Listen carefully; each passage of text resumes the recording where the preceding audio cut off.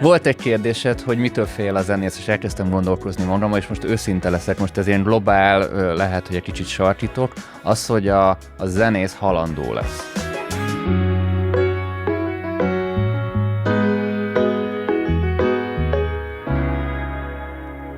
Embertelen dal, avagy szerzője az AI? A Dalszerző AI viták sorozatának második felvonásában vendégeinkkel erről beszélgetünk. Akik, már hogy a vendégeink. Dr. Rab Árpád, digitális kultúra szakértő, jövőkutató. Dr. Csősz Gergely jogász, a Szellemi Tulajdon Nemzeti Hivatala Szerzői Jogi Hatósági Osztályának vezetője. És Bánkuti Dani, producer, zeneipari szakértő és oktató, többek között a Magyar Producer Workshop tulajdonosa.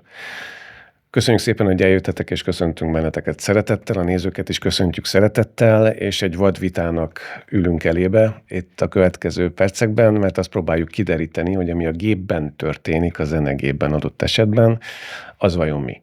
Van-e rá szavunk? Mielőtt ebbe belemegyünk, egy gyors bemelegítő kérdésként kérdezem, hogy mindenki a saját területén használ-e AI-t, mennyit és hol? Gergő? Használok, de leginkább nem munkában. Leginkább hobbi szinten, hobbihoz kapcsolódóan használok mesterséges intelligenciát. Munkakörnyezetben minimális mértékben, néha ötletek gyűjtéséhez, néha adott esetben egy levél stilisztikai, fordítási kisegítésében kérek AI segítséget, de elsősorban inkább hobbi környezetben használok. Árpi? Sokat, hát eleve fejlesztek is jó néhány AI-t, eleve fejlesztek olyan környezetet, ahol vannak AI-ok, és eleve kutatjuk a mesterséges intelligencia használatot társadalomban, és eleve tesztelem magamat is, tehát sok párhuzamos munkavégzés van. Magában az elsődleges munkavégzésem, vagy nem tudom, tanulmányírás, vagy ilyesmi, abban nyilván a legkevésbé, de az, hogy hány asszisztenssel dolgozok egy nap, vagy bármi, az szerintem inkább ilyen nyomasztó infó lenne egy nap. Tehát sokat használom, igen. Vannak AI asszisztenseid? Ezek szerint számosan vannak. Mindenkinek vannak így, hogy ülünk az asztal körül, szerintem azért most is egy 9-10 asszisztens dolgozik, azok kicsit boldogabbak legyünk, készülget, hogy szólja, hogy mikor kell elinduljak a következő helyszínre, vagy ha úristen, most ebbe a percben csinálok egy selfit magamról, akkor hogy lehetnék rajta megszokottnál is szebb, hogy ugyanazt a telefont vásároljam később, de azért ezeket nem mondhatjuk úgy asszisztensnek, ezek inkább ilyen kis ugri-bugri segédek, de azért egy komolyabb asszisztens, amivel mondjuk csak egy példa, hogyha adatbázist elemzek, annak a megkeresése, hogy mik az érdekes adatok, az egyrészt egy szellemi folyamat, másrészt egy matematikai monotónia tűrő dolog is lehet, és sokkal jobb, hogy nem 6 napig csinálom ezt, hanem kitalálok valamit, és 10 perc alatt lefut. Más kérdésed utána meg 6 napig gondolkodok rajta, hogy ez mit jelent, de ez nekem egy jó csere. Nem tudom, akkor nálad az lenne az adekvát kérdés, hogy van-e AI-mentes övezet az életedben, és akkor a válasz az Van, persze, de ezt dolgozom rajta, hogy legyen. Köszönöm, Dani. Én is rengeteget, ilyen 80%-ban használok AI-t. Vállalati feladatokra, ilyen backend feladatokra szinte 80%? 80%-ban AI-t használok, tehát én rengeteg alkalmazottat fel akartam venni a vállalkozásba, és ezt így folyamatosan tolom el, mert mindig meg tudom oldani. Lehet, hogy valami okos automatizációval, lehet, hogy agenttel. Ha meg a kreatív részét nézzük, tehát így a zene alkotás, készítés, ott meg azért, én nem azt mondom, hogy használok, tesztelek. Azért, hogy nézzem, hogy meddig tud elmenni a dolog, hogy lehet ezt belehúzni az oktatásba, hogy hat ez a zeneiparra, és így a tapasztalatok alapján próbálom befordítani, hogy mi az, amit lehetséges, meg hogy hol lesz ennek a vége. Tehát inkább ott nem userként, hanem ilyen tesztelőként használom már, hogy muszáj, meg hogy véleményt kell alkotnom róla, de önálló, kreatív dolgokra próbálom kerülni, vagy csak segítség. De ez a tesztelés, ez egy kicsit ilyen fedő dolga. Igen, sajnos elcsúszik, csak azért, hogy tudjak véleményt mondani róla, azért muszáj kipróbálni, és így az ember végigmegy egy elég nagy spektrumon, és nyilván, hogy valami csak AI címkével van ellátva, mert hogy a hype-ot használja ki, és valami ténylegesen AI alapú dolgot csinál, de nyilván ez a technológiai háttér. Néhány nappal ezelőtt posztoltál nagyjából a következő szavakat. Mostanában sokszor eszembe jut, mit tűnt el a zenélésből, és elég furcsa válaszok jönnek. Régen volt egy természetes súrlódás az egészben. Próbaterem, haverok, szarul szóló cuccok, körök újra és újra. Egy dal simán hónapokig készült, és közben történt egy csomó minden, ami végül benne maradt a zenében is. Most meg kb. Összeraksz valamit, rádobsz pár AI túlt, és másnap már kint van a Spotin. Gyorsabb, hatékonyabb, de valahogy üresebb érzés. Igen, csak mint oly sok minden a mesterséges intelligenciánál azért, és amúgy a digitális kultúrában esetek rajtunk múlnak. Tehát most olyan értelemben, hogy eleve én ezt a hatékonytalanság témakat nagyon szeretem, és szerintem ez a jövő egyik versenyképességi tényezője, hogy mit bízunk gépekre, és mit tartunk meg hatékonytalannak. Igazából hatékonytalan találkozni a barátaimmal, átviszem a testemet a város másik pontjára, ők is oda cipelik, melső végtagjainkat szorongatjuk, erjesztett italokat iszunk, hazamegyünk, ugye mindent tudunk egymástól, mégis jól érezzük magunkat. Nem hatékony, de az életben egy csomó dolog hatékonytalan, és az okoz örömet. Az, hogyha viszont gyorsan meg kell beszélnünk valamit, tudunk választani, gyorsan fölhívjuk telefonon egymásban. A technológia mindig a választást adja meg. Az, hogy most a közös alkotás folyamata amúgy is mennyire változott, hogy mennyi most már úgy a zenekar, és mennyi az egyéni előadó, vagy mi a terjesztésnek a logikája, hogy gyorsan sokat csinálsz, vagy nagy koncertekre készülsz, az én fejemben is a zenevilága ez. Én fogyasztó vagyok, tehát nagyon sok barátom zenész, de én az a srác vagyok, aki ott a színpad előtt áll, és hallgatja őket. Próbálkoztam, de még a legnagyobb szeretettel is kiraktak, de hogy mi akadályozza meg mondjuk a zenészeket, hogy ücsörögjenek és beszélgessenek, vagy elvitatkozzanak a dolgokon? Tehát ezt nem az AI okozza szerintem, hanem más dolgok. A lehetőség? Vagy a lehetőség, vagy az önkifejezésnek egy ilyen gyorsasága, hogy most van bennem egy élmény, és erre gyorsan reagálok, egy gyorsan ki is nyomom, és egyből begyűjtöm az interakciókat. Például, hogy hogyan vágysz az interakciókra. Most is azért vannak nagy koncertek. Szóval szerintem ez nem a technológia, ez nem az AI miatt van, hanem itt ez az AI bizonyos mondjuk úgy, hogy zenészek, tehát nem a mondjuk úgy alatt, nem azt értem, hogy nem zenészek, hanem hogy a zenei kör az jóval nagyobb, mint maga a zenész. Tehát azt mondom, hogy van, aki így csinálja, van, aki úgy. Senki nem akadályoz meg, hogy hagyományos baráti zenekar legyél, aki minden héten 3 órát elpenget, az asszony hagyja, mert jó helyen van, tudunk beszélni, átdomáljuk, és nem tudom, havonta egyszer fellépünk, és van az, amikor profinak tekinted magad. Szerintem értem, amit írtál, nyilván egyből agresszivitással indítok azért, hogy vitatkozzunk rajta, de szerintem nagyon sok olyan dolog van a mesterséges intelligencia kapcsán, ahol ő hoz felszínre dolgokat, és azt gondoljuk, hogy ő okozza, de szerintem nem ez a probléma. Például a nagyobb probléma, hogy őnek hívom, tehát hogy akkor is csak egy statisztikai szoftverről beszélünk, de ez inkább másról szól, szerintem sokkal inkább az időhatékonyságról, az idő összehangolásról, vagy egyáltalán a zenészség élményének megéléséről. De az biztos, hogy választhatunk. Most az azért érdekes, amit mondasz, mert szerintem egy kérdést azért föltesz, például a szerzői jogok vonatkozásában, meg a szerzőségre vonatkozó, hogy ki a szerző.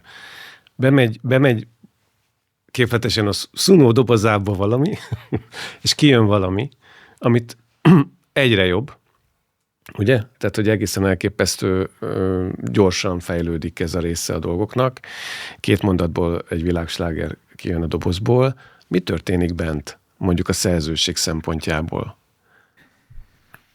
Erre egy meglepően jogászoktól nem elvárt módon egész határozott álláspontot tudok elmondani. Semmi. Ugyanis gép nem lehet szerző.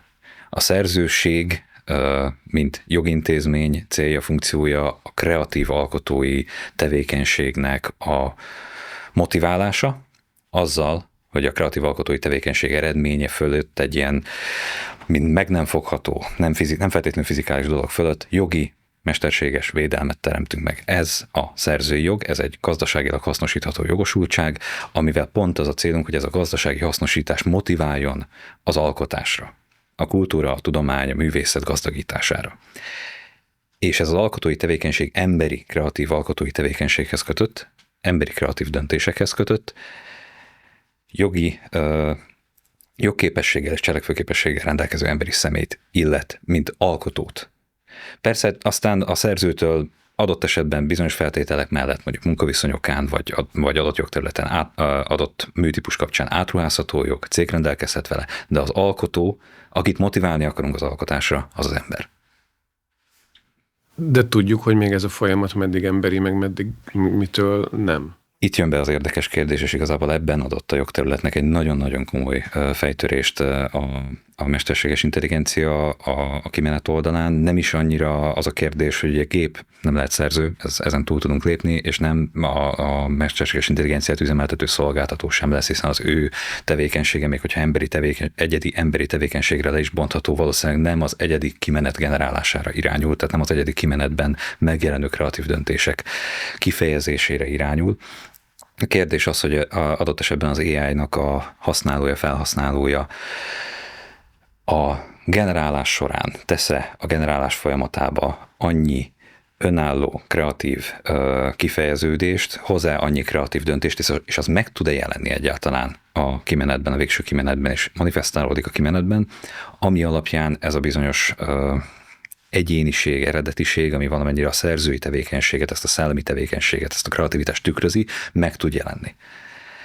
Ez igazából inkább a folyamat kérdése, nem is annyira az eszköz, és sose az eszköz kérdése volt, azt mondanám, az alkotás folyamatában, sokkal inkább mindig a folyamat kérdése volt. Ami különleges, és ami nehéz a mesterséges intelligenciában, jogi oldalról nehezen értékelhető, az az, hogyha úgy adunk neki feladatot, hogy közben kreatív döntést nem hozunk, vagy nem mindenben hozunk, vagy nem tudja megfelelően értelmezni a hozott és kifejezésre jutott kreatív döntéseinket, akkor ő azt másként manifestálja.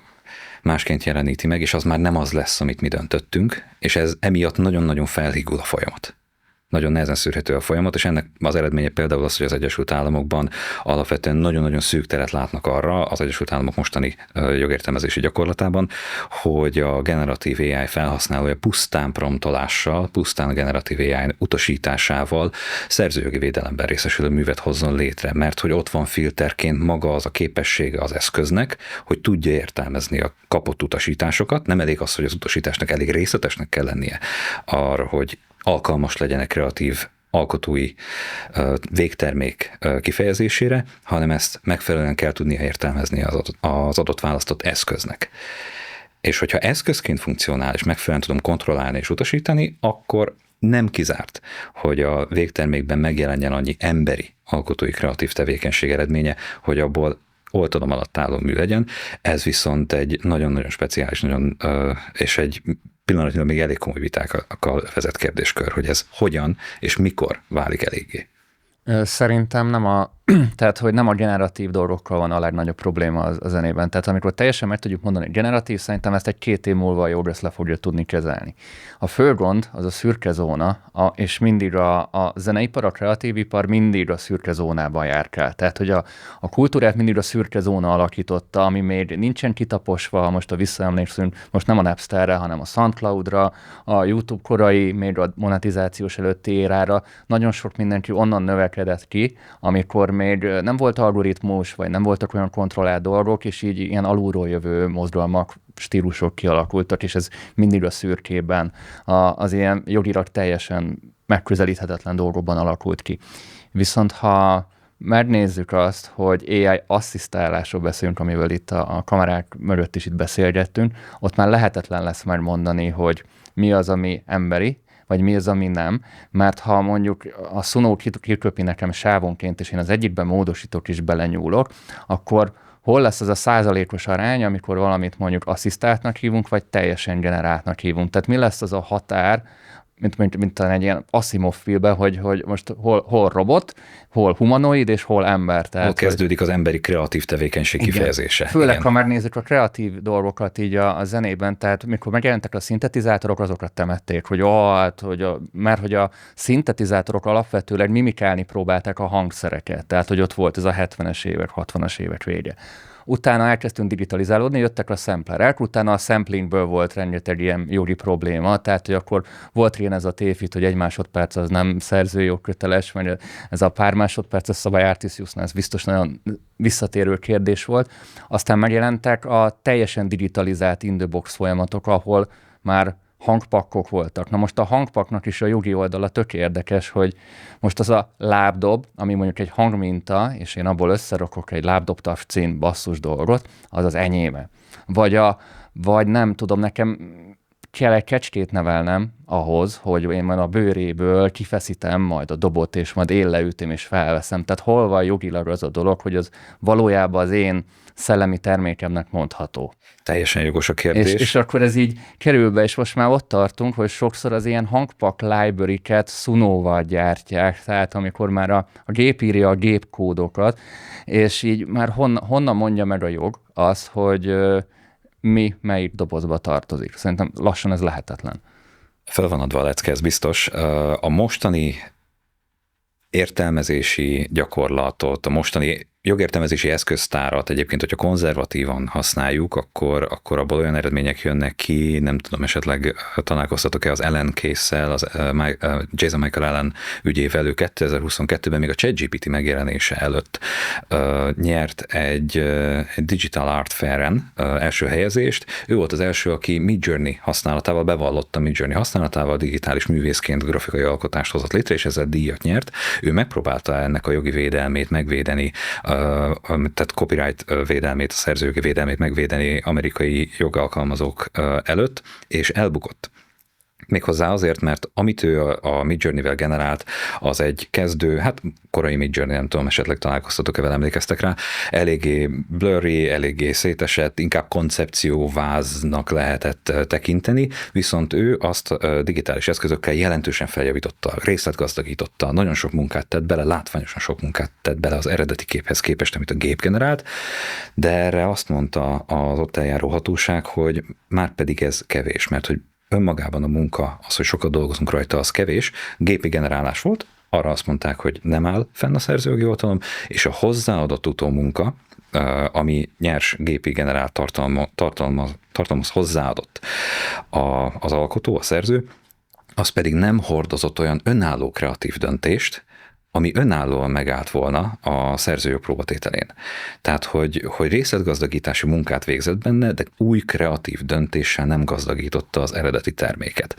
Ez a konzervatív felfogás, és ez mondjuk még egy relatíve könnyen elemezhető dolog volt, mert volt egy gépi generálás, ahhoz képest meg volt, hogy hogyan részletgazdagította a digitális művész a képet, de ez volt a végeredmény. Hogy saját lábán vizsgálják az emberi utómunkát, saját lábán vizsgálták, hogy az önmagában megáll-e szerzőjogi védelem tekintetében. Nem vagyok meggyőződve arról, hogy hosszú távon ez a fajta konzervatív zárt gondolkodás tartható. Ez még ezzel kapcsolatban, de azért meghallgatnám a kollégáimat is, akik ezzel a területtel foglalkoznak, szerzőjogászok, nagyon hosszú tudnak erről vitatkozni szerintem. Nagyon szeretem a jogászokat is, szeretem a hozzászólás, és akkor is lángoló szemű jogászokkal töltött kutatóintézetben dolgozott, nagyon szeretünk ilyenekről beszélgetni. Én a derűs bölcsész pillangóként ugrálok jobbra-balra, ugye ez a kérdés, hogy mi a fő probléma. Az, hogy megmondani majd, hogy egyáltalán asszisztencia, vagy milyen mértékben, ez biztos, hogy nem lehet majd. Ha lehetne is naplódásokkal, meg logfájlokkal visszakövetni, és megállapítani, hogy 51%-ig emberi kreativitás, és 49 így, ez egy olyan hosszú és időigényes, és mondjuk 5 szakértőt igénylő folyamat, amit már biztos, hogy bizonyos esetekben meg lesz. Nem tudom, a világlap slágernél, ahol majd egy örökös bejelentkezik, és el lehet vele évekig vitatkozni, de amúgy a digitális kultúrában, a zene világában az nem lesz ott, ahol minden pillanatban több millió vagy 100 millió szám jön létre. Mitől félünk? Ugye eddig is volt, ugye, ahogy a hatékonytalanság egy emberi tulajdonság az is, hogy a lényeges dolgokra nincs is jó definíciónk, mint a kreativitásra sincs. Eddig is voltak azok a helyzetek, hogy most ki a kreatív. Hallott külföldön egy számot, és időelőnyben van, mi még nem ismertük ezt a stílust, és most nagyon kreatívnak tűnik, vagy ellopott valamit, vagy mi az eredeti termék, hát azért mit tudom én, ott van Leonardo da Vinci, aki mégiscsak egy kreatív embernek elkönyveljük, szerintem zseni volt, és élete egy szakaszában, igazából egy pincében az utolsó vacsorát megfesti. Abba benne van némi tudása, ugye csak 20 évig készül az ujjak görbítésére, stb. fölfesti. Már az utolsó vacsorának javarészét, vagy egy részét nem ő festi, hanem az egyszerűbb részeket, a kis famulusok, az uncsibbakat, meg egyáltalán. Új festék eljárást talál ki, fölfesti, 15 év alatt az egész le is kopik, X ember látja, akik éppen oda elmentek, látja néhány gyengébb, vagy mondjuk úgy kedvesen hasonló képességű festő, de igazából gyengébb, lemásolják, elkezdenek terjedni. A másolatának a másolatát látjuk, és pont azok az értékek, amikben az, amit ő Leonardo beletett, hogy ő képes volt úgy formázni egy újat, a gyengébb képességű festő nyilván azt mondja, ez kicsit egyenesebben is jó, a lényeg az, hogy ennyi alak legyen rajta, és ezért jó, amikor így ilyen kabbalisztikus elemzéseket olvasunk 500 évvel később, hogy de ott van egy hajszárepedés, figyelj, ennek nincs köze az eredetihez. És akkor mi történik? Az, hogy ez egy nagyon izgalmas dolog, amire mindenki adhat egy választ, hogy ki volt itt az alkotó, és ki nem. Amitől félünk, az az, hogy már nem ismerjük föl, honnan származik. Eddig azt mondhattam, hogy figyelj, ebből a slágerből loptad el. Mert érzem, hogy ez az. Tehát, hogy És azt mondja, hogy hát vagy elloptam, vagy nem is tudtam róla. Mint ahogy eddig se tudtuk azt, hogy ugye térjünk vissza ez a kedves történethez, ugye, hogy egy zenekar ül egy próbateremben, marha jól érzik magukat hetente 3-4 órán keresztül, kijön egy sláger. Azért ott is voltak viták, hogy ezt most ki szerezte, kinek az ötlete volt, ki írta először a szöveget. Főleg, ha sikeres, akkor hirtelen elég élessé tudnak válni ezek a viták, és akkor azt tudta mondani a jog vagy bárki, hogy hát ez eleje ködös, mert a srácok sörözgettek egy próbateremben, de hát azért valaki mégiscsak levédette, vagy bejelentette a nevét, és a többiek meg ott ülnek. Tehát ezeket ismerjük. Tehát akkor mi az igazi félelem? Az igazi félelem az-e, hogy 8 milliárd ember tud sokkal jobbnak tűnni, mint amilyen zenésznek, vagy az a félelem, hogy nem tudjuk kitől elkérni a pénzt, vagy az a félelem, hogy az eddigi anyagokat úgy dolgozták föl, hogy most már úgy tudom ellopni, hogy senki nem tud lenyomozni, ez ugye megtörtént. Tehát ez most már megvan, hogyha a jog most próbál erre a területre bejönni, az AI oktatásokban benne van az összes eddigi zeneszám, mondhatom, és a szabályozás irányul erre, hogy a tanítói adatot mutassam be, stb., de ezzel már rég elkésett a jog, de hát ez a jó Collins probléma, látod, hogy valamit szabályoznod kéne, de nem történik meg, várod, és amikor megtörténik, már olyan gyorsan elterjedt, hogy már úgyse tudsz mit csinálni vele. Szerintem a fő kérdés az, hogy miben tud segíteni a jog a jövő zenészeinek, hogy az identitásukat megtartsák.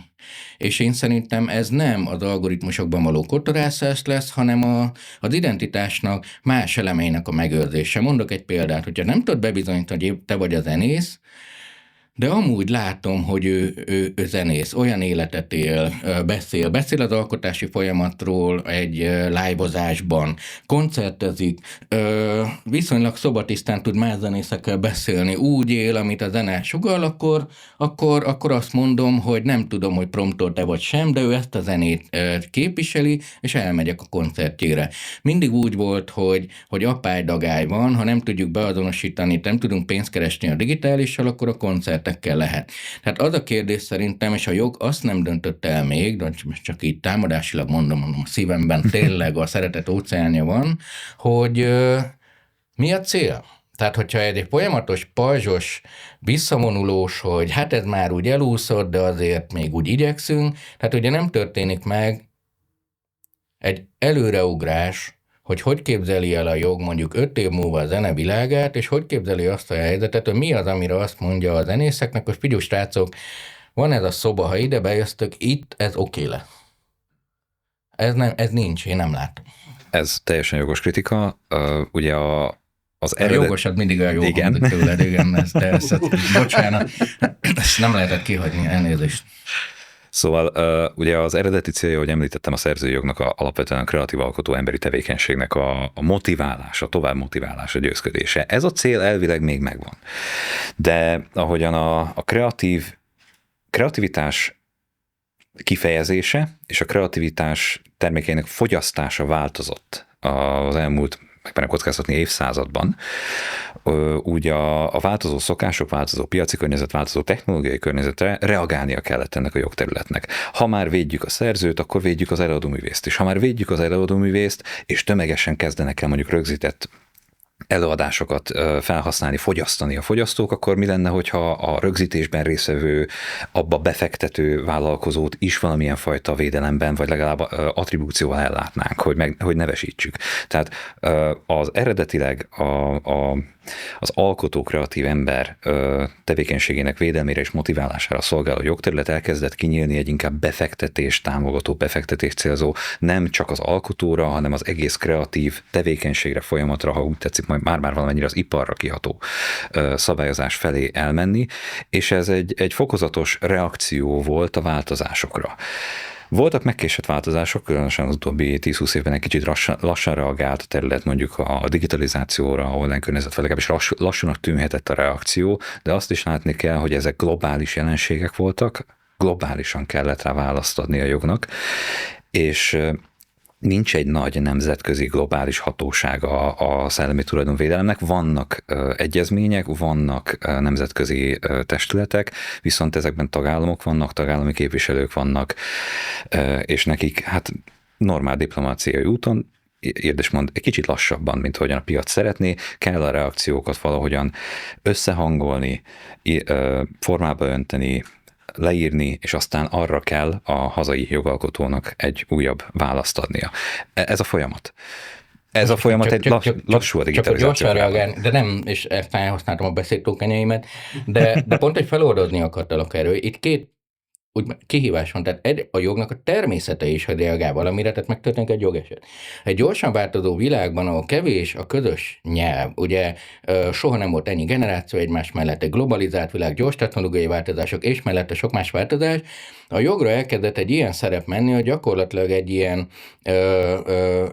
szabályozás alapú innováció világba kezdünk kerülni, hogy nagyon sok iparági ránéz, akár az informatikának a biztonság része, hogy na majd a NIS2 megmondja meg a célra, és én majd úgy fejlesztek, ahogy a szabályozás mondja.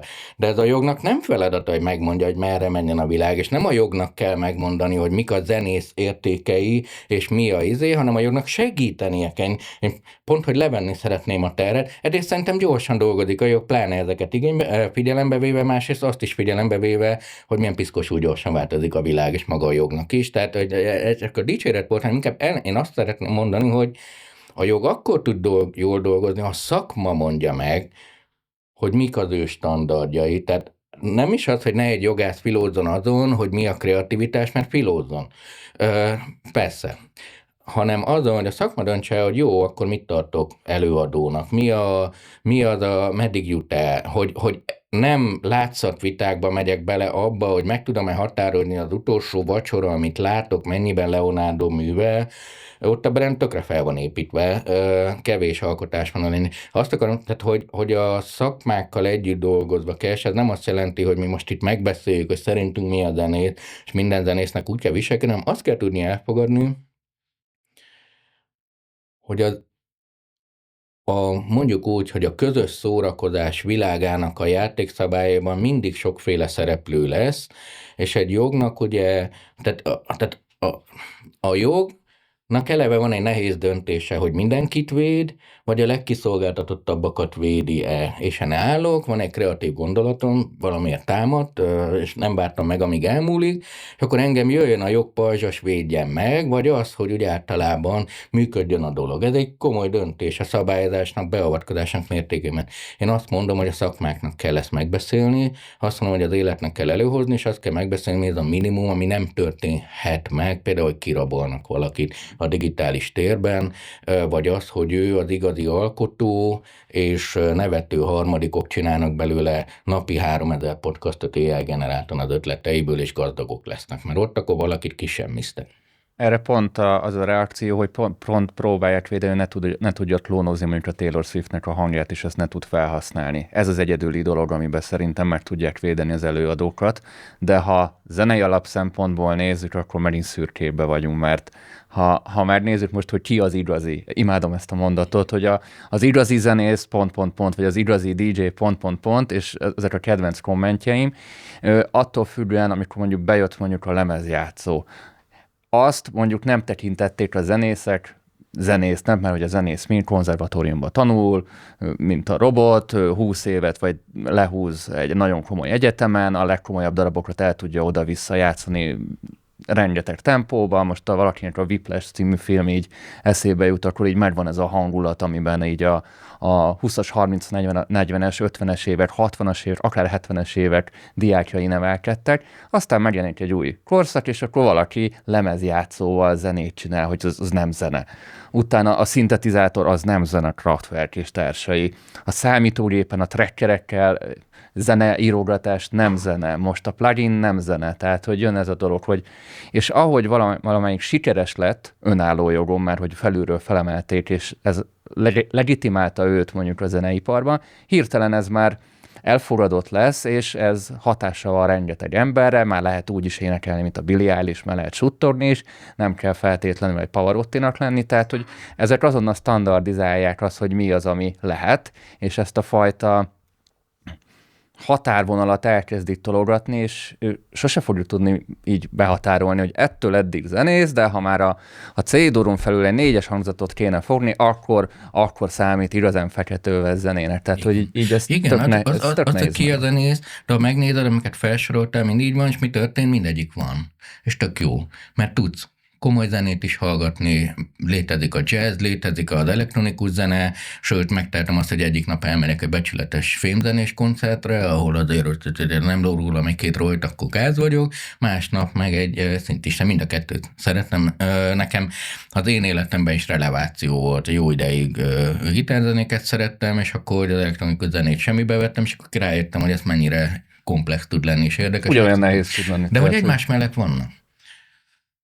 Ugye itt a probléma a hazugság. Tehát az, hogyha nem te csinálod, azt mondod, hogy te csinálod. Tehát, hogy azt mondod, hogy tehát valakit becsapsz, és az AI megközelítése is inkább fogyasztóvédelmiek. Tehát nem az a probléma, hogy ki az igazi zenész, vagy kiért rajongasz, sőt, igazából jogi értelemben az sem probléma, hogyha én egy idolba vagyok szerelmes, ami lehet egy idorú, tehát egy olyan avatár, aki nem is létezett soha, számokat ad ki, posztol magáról, nem létezik, de én szerelmes vagyok bele, millió ilyen van, 20 éve van már ilyen, sőt az első idorú 80-as években voltak, megteheted. A lényeg az, hogy tudjad, hogy ő nem is létezett soha.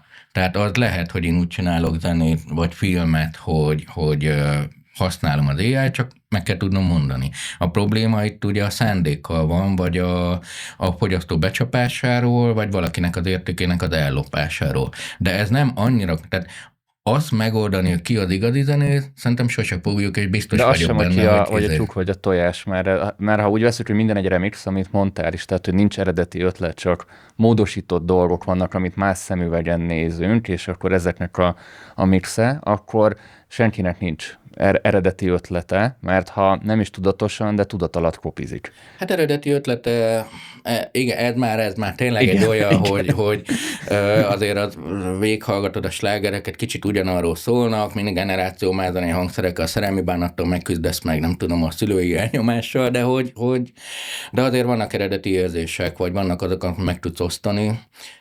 De technikailag nincs eredeti ötleted, mert hogy amit tudsz, mint zenész, vagy bármi, az egy skillset, ami mondjuk kialakul az elmúlt 20-30 évben. Lehet, hogy tudat alatt már apukát hallgatott XY zenekart, és azok az akkordmenetek, azok a megoldások így a te kis skillsetedbe így átárolódnak, és amikor improvizálsz, akkor igazából ezeket dobálod. Mikor valaki tanul egy idegen nyelvet, és fluent akar beszélni, tehát nem fordít magában, mert ha fordítasz, akkor le vagy maradva 2 lépéssel, hanem a paneleket, mint a GPT, az LMM elkezdett pakolgatni, és valahol kijön, valahol kell húzni az időt, és belaksz egy-két töltelékmondatot, és akkor így lesz folyamatos egy idegen nyelv. És valahogy így működik az improvizáció. Kreativitásnak sincs definíció, a tudásnak sincs. Ugye az adatnak van, adat azt tudjuk, az információnak is van értelmezett adat. Tudásnak nincs. Mi a tudás definíciója? Van egy tudásanyag, de benne van az élettapasztalat, a bölcsesség, az élettörténete, az adott kontextus, és bonyolult. És senki nem is várja, és nem is várhatja el a jogtól azt, hogy megoldja azokat, tehát hogy adjon definíciót a tudásnak, értse meg úgy az AI programozás világát, hogy ezt át is lássa, és utána ő írjon egy algoritmust, mert a törvény is egy algoritmus, amit ezt így elmetszi, és akkor hátradőlünk, mert nem is ez a cél. És inkább szerintem azt viszont lehet önszabályozni szakmán belül, hogy mi az, amit értékveszteségnek élünk meg. Tehát az AI-jal kapcsolatos beszélgetéseket 2 dolog szokta belengeni. Az egyik a csillogó szem, hogy most lehetséges. A demokratizálódás az, hogy a fejében ott voltak zenék, de nem tudta megcsinálni, de most meg tudja csinálni, és a világ jobb hely lesz, mert több ember tud zenét csinálni. Ez az egyik rész. Társadalomkutatóként szeretem és látom azt, hogy hogyan tudunk embereket gyorsabban tudáshoz juttatni, és megváltoztatni az életüket.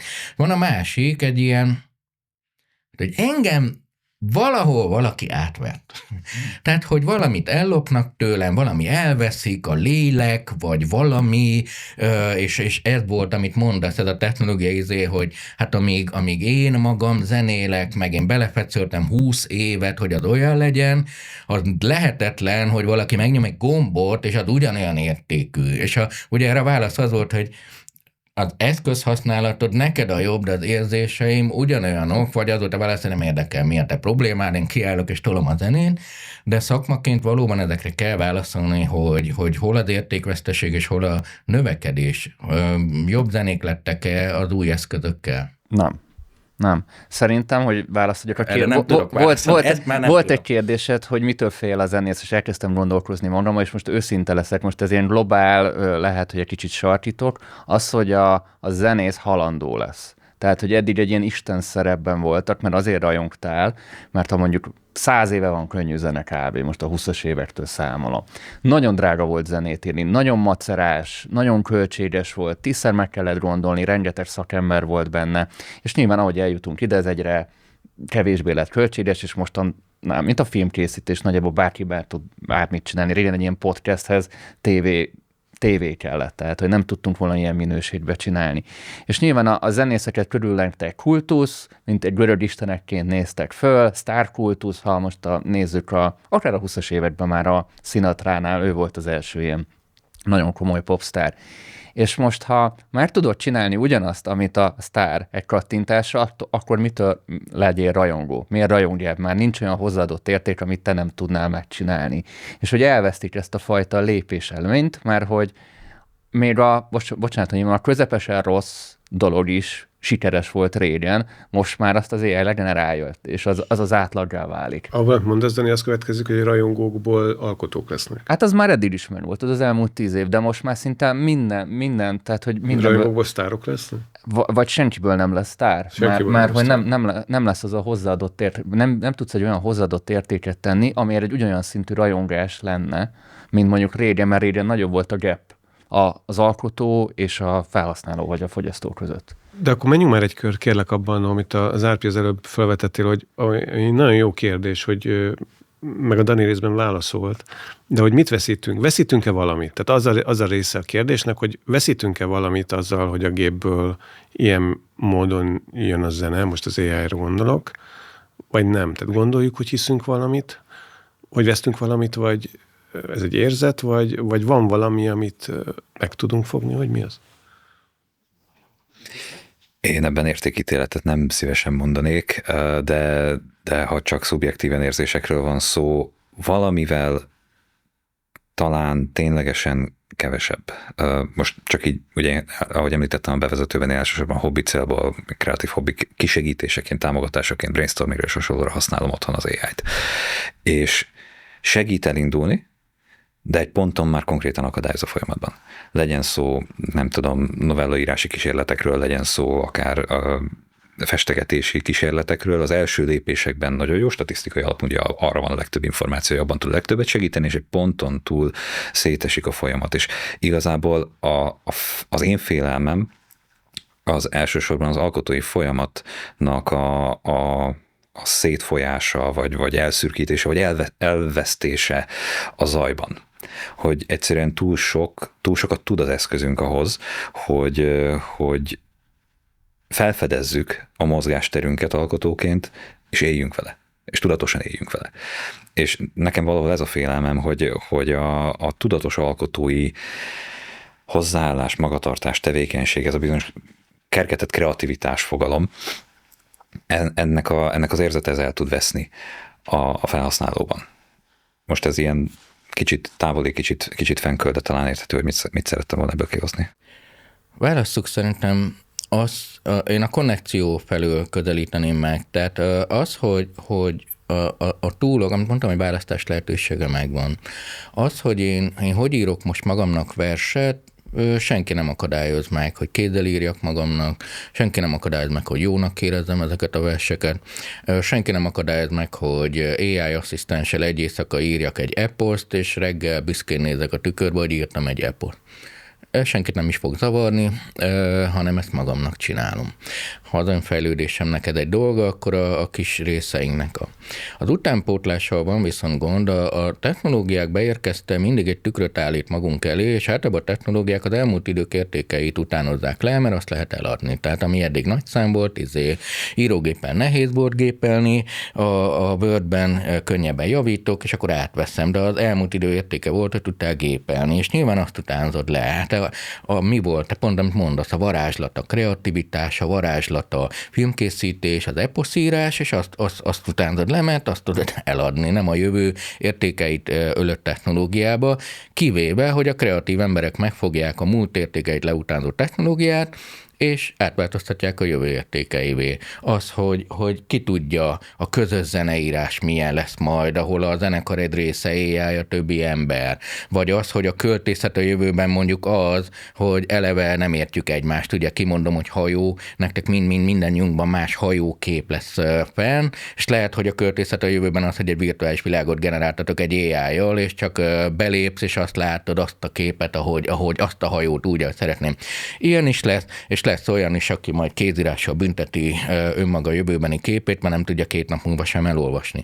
A gond az, hogy ha nem mondjuk ezt el, akkor az utánpótlás nevelésnek igenis nyomasztó az, hogy miért tanuljak meg nagyon hosszú ideig gitározni vagy zenélni, ha úgyis ez van, de megtanult volna, de ezt elveszik tőle. Ez értékveszteség. Akkor neki el kell tudni mondani azt, hogy Pigyú, az, hogy te tudsz gitározni, az nem csak arról szól, hogy a hang, ami kijön, az ugyanolyan-e, hanem maga az érzés, azok az eltöltött órák, a feeling.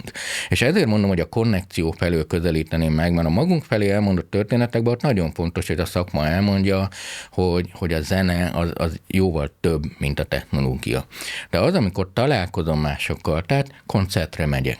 Én szerintem lesznek rajongók, vagy lesznek körök, mert mi emberek történeteket szeretünk egymásnak elmondani. Lehet, hogy ezekben már rövidebb ideig és kisebb mértékű rajongások lesznek. Tehát, hogy nem olyan, ugye ez a média kezdetén egy Elvis vagy bármi, ezek olyan ikonok, amik az egész világon ugyanolyanok. Az is lehet, hogy ezek rövidebb idejűek lesznek, stb., de ugyanúgy élvezzük őket, és sokkal dinamikusabb, érdekesebb az egész. A konnekciónál ott szerintem belépnek ezek, hogy hazugságok, vagy valami. Az értékvesztesség kockázatát ott látom, hogyha nem mondjuk el azt a történetet, hogy mi a szerintünk lényeges. Ezek értékítéletek, és én nem gondolom azt, hogy nekem van a fejemben a zenészekről egy kép. Én nem tudom, mi a jó zenész, de azt elmondom, hogy szerintem mi a jó zenész. Ezeket el kell mondanunk, és lesz olyan fiatal, aki azt mondja, ez nekem tetszik.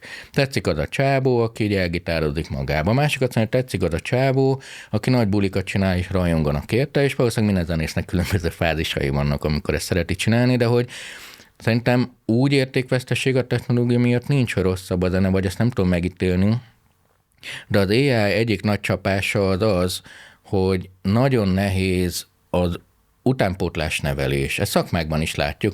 Mindenhol a gyakornokokat tök nehéz. Miért legyen gyakornokom? A gyakornoki melókat pont jól megcsinál az AI. Miért tanuljon valaki informatikát akár? Már pénz sincs benne, pedig rengeteg pénz van benne. És itt szerintem ezek a történetek elmesélése az izgi, és nem a technológiára fókuszálás. Akkor nem lesz értékveszteség, hogyha azt mondjuk el, hogy ebben mi az emberi. Nálunk utánpótlás nevelést kapcsán általában most tök érdekes, nekem sokkal több tanítványom lett az AI miatt, mint amennyit veszítettem volna. Azért én rengeteg ilyen szunós fórumban benne vagyok, és mindig így figyelem, hogy az átlag usernek mik a visszajelzései. És mindenkinek van ez a első 2 nap, 1000-2000 dalt legenerált, nagyon-nagyon élvezi. És tessék? 1000-2000 dal, igen. Tehát ugye rengeteg mennyis, nem is hallgatja meg senki. Tehát ők körülnek, valaki nem tud énekelni, leklónozza a hangját, milyen jó. Tehát, tehát van egy ilyen magic faktor. És utána megjelenik az a kicsi apró szikra, hogy de jó lenne 2 perc 42-nél, ha nem úgy történne, hogy generálja. Mert ugyebár a generatív zene az úgy működik, egy ilyen gyors technika, nem úgy működik, mint ahogy mi működünk, hogy Lego kockákból összedobáljuk, és mi igazából non-lineárisan dolgozunk, hanem lineárisan kiprintel egy dolgot. És ha én abban valami módosítást akarok, nagyon nehéz megpromptolni, hogy azt megtartsa, legalábbis zenében igen, és őt egy teljesen újat, tehát sosem a meglévőt módosítja, hanem mindig kapunk egy újat, ami mondjuk 80%-ban vagy 90%-ban lesz hasonló. Tehát, hogy hellyel közel ugyanazokat próbálja újra megcsinálni, de tök random ennek a végeredmény, és ezt ők is tudják, és milyen jó lenne belenyúlni valahol. Ugyebár ígéri a Suno, hogy ő szétszedi, mert szét is szedi, de az nem az tehát mivel nem kockákból rakja össze, ő igazából a végterméket szedi szét, ami úgy hibás, ahogy van, és megjön az igény, hogy de jó lenne oda egy kicsit valami sajátot beletenni, amitől magának érezni. És akkor elkezdi tanulni a szoftvereket, hogy akkor kimenti a sávokat, és elkezd módosítgatni, de rájön, hogy az se jó, mert hogy kicsit hanyagul kezeli a dolgokat, mert sok benne az artifakt, és de jó lenne ezeket megtanulni. És azt vettem észre, hogy csomó esetben az új generációnak egy kaput rog az AI, mert hogy kedvet kap, rájön, hogy azért ez nem így működik, és akkor elkezd belemenni, és akkor valahogy a munkafolyamata, mondjuk egy klasszikus zenésszel szemben egy ilyen AI-asszisztált dolog lesz, hogy az a klasszikus folyamat, amit mondjuk régen 2, 3, 4, 5 órát, vagy többet is eltölt mondjuk valaki vázlatolással, ötleteléssel, az több fél órát le tudja, mert 4 prompttal megoldja, hogy ez az irány működik-e. Tehát, hogy például ilyen téren nem aggódok, az AI jelenlegi állapotát nézve, az, hogy ez hogy változik, az mindig csak ha. Később sem aggódom, és tényleg befejezve szellemi végrendeletként, azért nem aggódom, mert egyrészt az emberek nagyon jó arcok. És emberek vagyunk elsősorban, most technológiáról beszélünk. Az a technológia, ami mindenkinek megvan, és most a technológiáról beszélek, nem az a képességről, mennyi ideig tanul zenélni, a gépről. Az a technológia, ami mindenkinek megvan, az értéke mindig nulla. Az AI az ugye egy statisztikai szoftver, ahol kérdezel, dolgozik, és kijön egy kimenet. Minél jobban kérdezel, és minél jobban bánsz a kimenetes közelíted a valósághoz, azok az emberi értékek. A közepe, most van egy ilyen ámulati időszak, mert a múltat lenyúlta, de utána pont ezek jönnek be. Az is lehet, hogy a jövő zeneírása az annyira real-time lesz, hogy így, ahogy ülünk, úgy írom a zenét, hogy itt ülünk egy szobába, és nektek írok egy zenét, és ez a szám csak most van meg. Ilyen is volt már, hívjuk improvizációnak, vagy jazznek, de hogy ezek mindig visszatérnek. De tehát sose a technológia dönt, hanem körülött az emberi értékek. És soha nem volt még technológia, ami ezt a terhet, vagy ezt az örömet tette volna rá társadalomra, hogy az emberi értékek a leglényegesebbek. Végre nem a monotónia tűrés, és végre nem, hanem a kíváncsiság és a valósághoz közelítés. Ez egy nagyon nehéz dolog, de egy nagy ajándék az emberiségnek, szerintem az AI ezt adja nekünk. Ez egy nagyon szép szellemi végrendelet, ahogy fogalmaztál. De mit kezdünk azokkal a Reméljük igaz is. Hát igen, mert ugye azért változatlanul ott van az asztalon az eredetiségnek a kérdése, hogy akkor azzal, ami történik, mert ezért mégiscsak szempont, nem? A személyiségre egy picit válasz, amit mondtál, Árpi, szerintem, mert a saját elmesélésben ugye az valahogy benne van. Meg annak a kérdése is még ott van az asztalon, hogy akkor egy zenei folyamatban 2026 tavaszán, ahogy egy modern profi szakember dolgozik, meddig jön fel az AI használat, és hol van az ember? Mondjuk, Dani, ez nálad a te esetedben hol?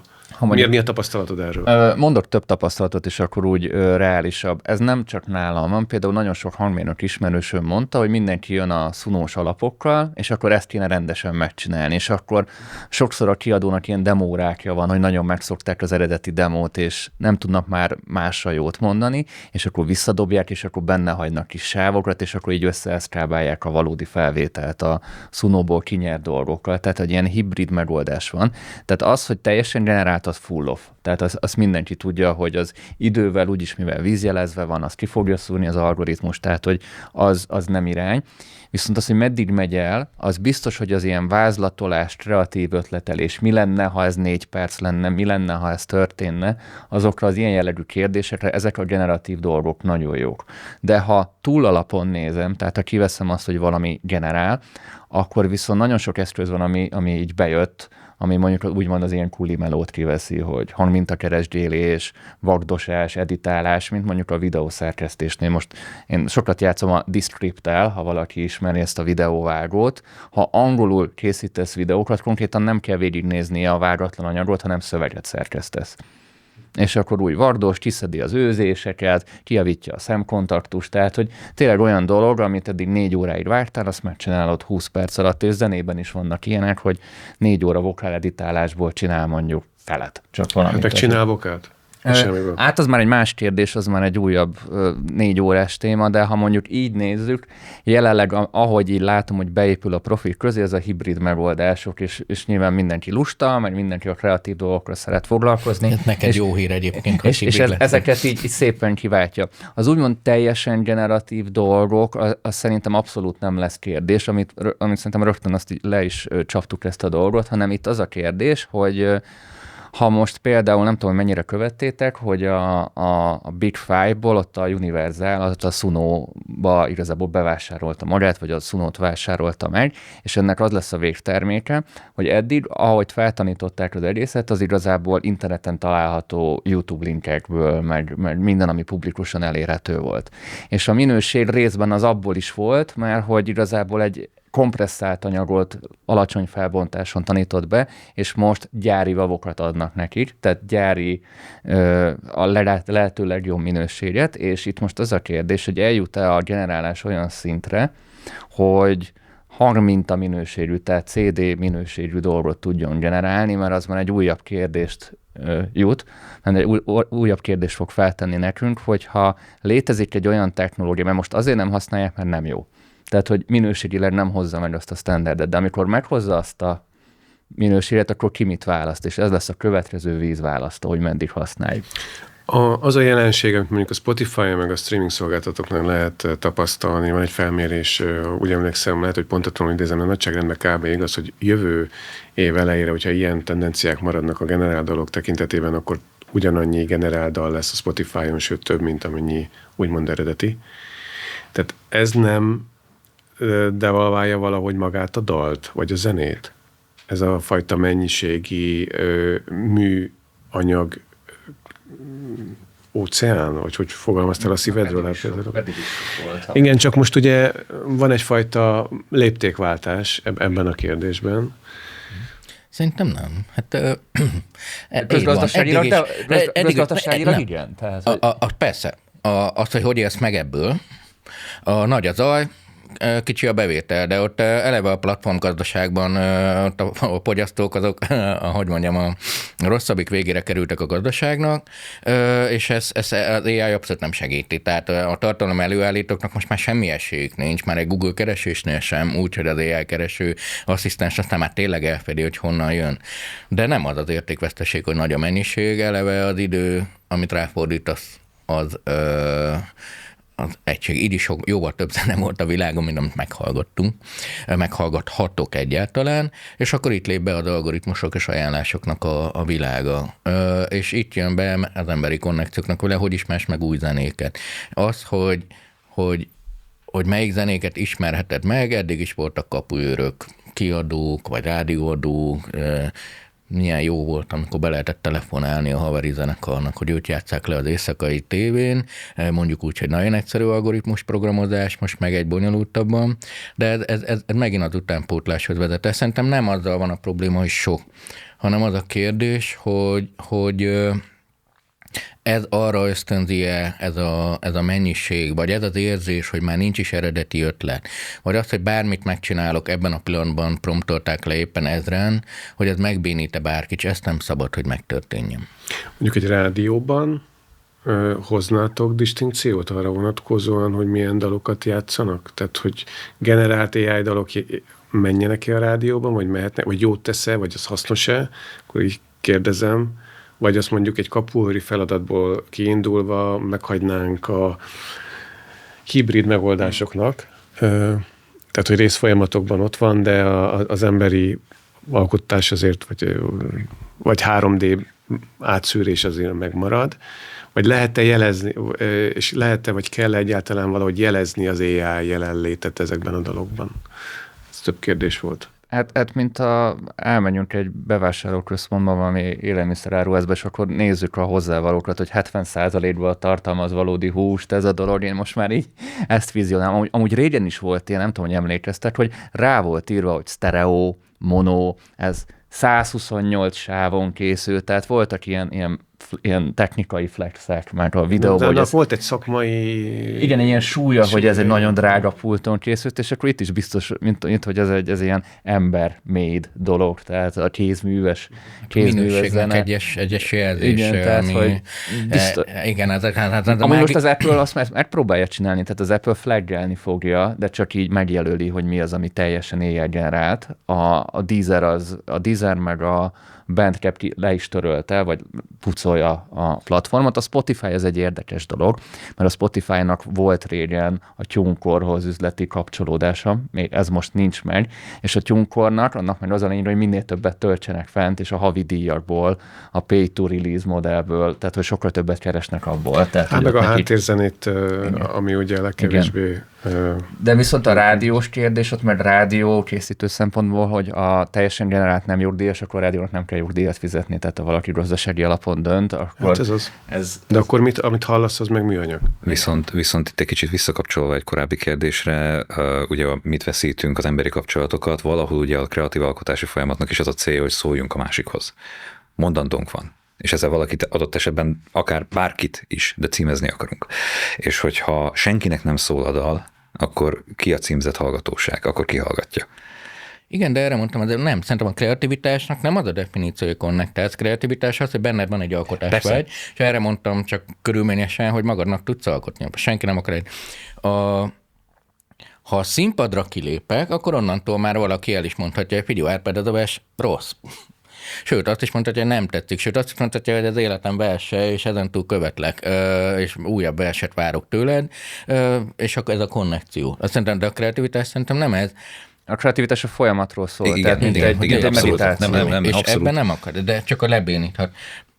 Jó, ez a gazdasági része, ez azért egy rókapokta csuka, mert látjuk, hogy a platformok mint egy dzsungel, vagy a borostyáni folytanak meg mindent maguk körül, de a Spotify sem volt sose nyereséges.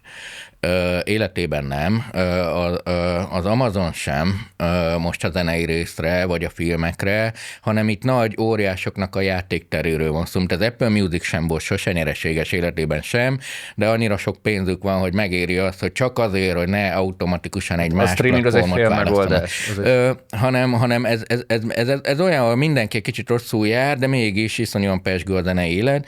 Társadalomkutatóként nyilván azt mondom, hogy persze, az hazugság egyedül, ha nem jelzed, hogy ez gépgenerál, de szerintem teljesen mindegy, hiszen bárhány rádióadó lehet.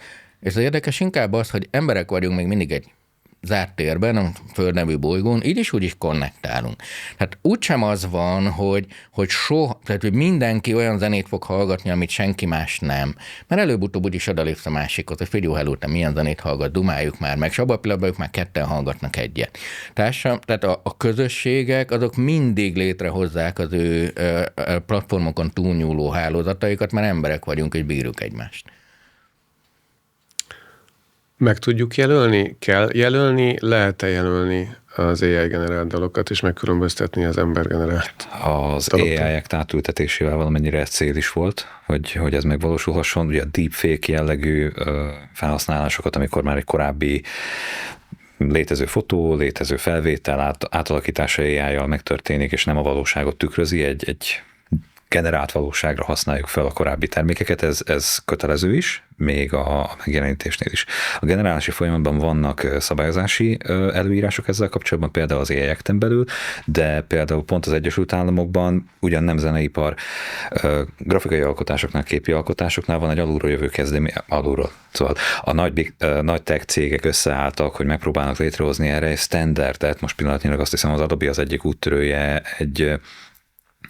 nem fog eszembe jutni a megfelelő monogram, ezért elnézést kérek, de egy olyan monogrammal megjelölt digitális vízjel, amit a tervek szerint már fényképezőgépgyártók is használnak, és ez nem csak azt hordozza, hogy mesterséges intelligencia vagy nem mesterséges intelligencia, hanem a fájl, a digitális fájl, a képfájlnak a teljes kortörténetét kvázi hordozza metainformációként, hogy milyen fényképezőgépen mikor készítette, ki készítette, az hogy került be egy képfeldolgozóba, abban használtak a mesterséges intelligenciát, miért, mennyit, hogyan. És ezeket az információkat eltárolja egy meta adathalmazban. Ezt képeknél próbálják használni, próbálják bevezetni, építik ezt az infrastruktúrát. Bizonyos fázisai már el is indultak. Valahol ez is lehet egy cél arra, hogy átláthatóbbá tegyük a rendszert, hogy a korábbi status quo és jogi felfogás és struktúra megőrzése mellett tovább tudjunk menni, de én is ezt inkább egy gyors tapasznak tekintem, gyors tapasznak, még mindig fejlesztés alatt lévő technológiára beszélünk, de egy tapasznak érzem ezen az egész kreatív ipari felpusztuláson, amikor igen, addig a kérdésig jutunk el, hogy tulajdonképpen el kéne döntenünk, hogy mit tekintünk kreativitásnak, védendő kreativitásnak. Szóval a meglevő gyakorlat, a meglevő status quo és a meglevő folyamatnak a biztosítására ezek jó irányok lehetnek a mostani folyamatban. Komoly logisztikát, komoly infrastruktúrát igényelnek, de nem tudom, hogy ez hosszú távon ténylegesen megoldást jelente. Akkor ez a sejtelmes végszó a következő beszélgetés irányába mutat. Én köszönöm szépen, hogy itt voltatok. Nagyon érdekes egyébként a hozadéka, mert ezek szerint nem tudjuk definitív módon, hogy mit tekintünk kreativitásnak. Érzem, hogy már vége, nagyon helyesen. Én csak azt mondom, hogy mikor a szakmáról vagy egyáltalán közösségekre utaltam, viszont azok meg tudják maguknak fogalmazni, hogy mit értenek. Tehát nem azt kell megoldanunk, hogy mi a kreativitás, és az, hogy a világon egy szabvány legyen, vagy egy törvény, vagy a törvény mondja meg, hogy mi a kreativitás, vagy én mondjam meg, mert szerintem én tudom, nagyon rossz hely lenne a világ, ha így lenne. És egész biztos lenne egy új nemzedék, aki fölrúgná. De például azt szerintem fontos, hogy elmondani azt, hogy nézzétek viszont, mi úgy gondoljuk, mint egy alkotóközösség, vagy egy egyetem, vagy egy iskola, vagy egy rádióadó, hogy mi viszont azt mondjuk, hogy csak ilyen vízzel lehet, és a világban lehetnek mások, és körüljük majd jön egy közösség organikusan, hogy na itt van egy olyan minimum, a kreativitásnak egy olyan minimum meghatározása, ami nekünk tetszik. Erre értettem azt, hogy mi formáljuk a jövőt, és nem a technológia, és tényleg befejeztem. Köszönöm szépen. Ennek az egész beszélgetés sorozatnak az a lényege, hogy azt szeretnénk, hogy problématérképet rajzoljuk, és megoldás Jöttek egy újabb problémával? Kérlek, Dani, dob be így a végére. Tehát, hogy a legnagyobb, szerintem ez a legnagyobb probléma, tehát, hogy igazából mi eldiskurálunk az inputról, tehát, hogy mi itt a szakma oldaláról gondoljuk, de a végső döntést is a zeneipar és az alkotók emiatt alkodnak, hogy reagál rá a közönség. Tehát, hogy itt az a kérdés, hogy ők vajon fognak-e fogyasztani ilyen tartalmat, és nekik hol lesz a határ, mert hogy én mindig azt szoktam mondani a tanítványoknak, amikor jön, hogy neki meg kell ezt a dolgot ennyire nulláról csinálni, vagy használhat-e valami segítséget hozzá. Mondom, nézd, ha mondjuk meghívsz hozzátok a vacsorára, és én csak funkcionálisan jól akarok lakni, akkor nekem tök mindegy, hogy csirkét neveltél már 2 éve, és az én tiszteletemre megcsináljátok, vagy rendeltek valamit a környező étteremből. Már nekem mindegy, ha csak nem egy ilyen teppanyakira jövök ilyen látványkonyhára, és látni akarom, hogy hogyan készült. Tehát funkcionálisan igazából tök mindegy, hogy te mit csináltál, hogy 1 percet szenvedtél, vagy 2 évig csináltad azt a dalat. Nekem jól ízlet, finom volt. És valahol ugyanez van kreativitás szempontból is, hogy végig akarjuk járni ezt a kreatív ilyen utat, ahogy eljutunk a megoldás felé, vagy nem jutunk el, vagy vannak ilyen shortcutok, vagy akár egy prompt, ami megoldja, és ugyanazt a végeredményt mondjuk kilöki, és nincs már az ember és az AI által generált között minőségbeli különbség. Tehát ott van az, hogy a végponton az emberhez akar kapcsolódni a felhasználó, vagy kapcsolódik egy olyanhoz, ami abszolút nem is létezik. Mert most nem tudom már, Péter, a szorát követted itt a... Nem lesz válaszol. Maradjon a következő adásra is téma, inkább csak ezért. Persze. Mert hogy, tehát, hogy most a szorát azért szüntették be már, hogy egy ilyen erőforrás átcsoportosítás volt a OpenAI-nél, vagy azért, mert nem volt sikeres. Tehát, hogy itt most ez egy kérdés feléd igazából, hogy az emberek alapvetően elegük lett abból, hogy AI generál dolgokat néznek, ami kizárólag AI generál tartalmakból állt, és azért lett vége, vagy amúgy lett volna rá idén, csak más üzleti okból lett ez leállítva. Tehát, hogy van remény az emberiségbe, és igazából kontraszelekcióval úgyis az ilyen jellegű dalok így kiesnek, és a humánokhoz tudnak kapcsolódni, vagy tényleg elindult egy ilyen alternatív valóság, és az én gyerekemnek már igazából olyan kedvencei lesznek, akik nem is léteznek papíron. Tehát nem, hanem valahol legenerálják. Abban az mondat az is egy érdekes dolog volt, hogy így nézzük, hogy eszméltető, hogy egymás mellettiségről beszélünk most, ugye ezek a folyamatok és szempontok egymás mellett éléséről, ezt legalábbis én tovább viszem. Gergő, neked is van még egy módod eszkalálni ezt a vitát a végére. Köszönöm a felajánlást, de szerintem elértünk egy olyan csúcspontot, ahol szépen le tudjuk ezt. Akkor egy gyors kérdés a végére, és az is tényleg a következő epizódunk felé mutat, hogy véleményed szerint megőrizhető-e a kreativitás alkotó értéke, ha monetizációról van szó az AI világában? Hát ezt szeretnénk egyelőre, a jogot erre szeretnénk továbbra is felhasználni, hiszen még nem változott a cél. Továbbra is az a cél, hogy motiváljunk, a motiválás eszköze továbbra is a monetizáció lehetőségének biztosítása, és erre próbál ugye jogi védelmi keretrendszert biztosítani a mostani jogszabály. Ebben még nem változott a célkitűzés. De azt mondja, hogy Dani és az összes zenésztársad üljetek össze egy közösségbe, definiáljátok, hogy mit tekintetek ebben az egész alkotó folyamatban kreativitásnak, amit védeni kell, vagy hogyan definiáljátok a közeljövőben a zenészt, és akkor ti jogi hátteret, segítséget adtok. Nagyon fontos. Ez a jogterület mindig is igyekezett távol tartani magát az értékítéletektől. Mindig is a folyamatokat, a döntési szabadságot vizsgálta, és nem többet. Ha már elkezdtünk volna értékítéletekben gondolkozni, akkor nagyon gyorsan a cenzúra ösvényére lépünk. És ettől tartózkodni akartunk mindig is. Jó, akkor amit még elviszünk magunkkal, hogy a zenész mitől fél, attól fél, hogy az AI viszi a csaját. Köszönöm szépen, hogy velünk voltatok, és köszönjük szépen a figyelmet, és bíztatok minden nézőt arra, hogy a dalszerző.hu-t olvassa, iratkozzatok föl, illetve a vita előző részét, és aztán majd következő részeit is kövessétek nyomon. Gergő, Árpi, Dani, köszönöm szépen, hogy itt voltatok. Köszönöm, hogy itt lettem.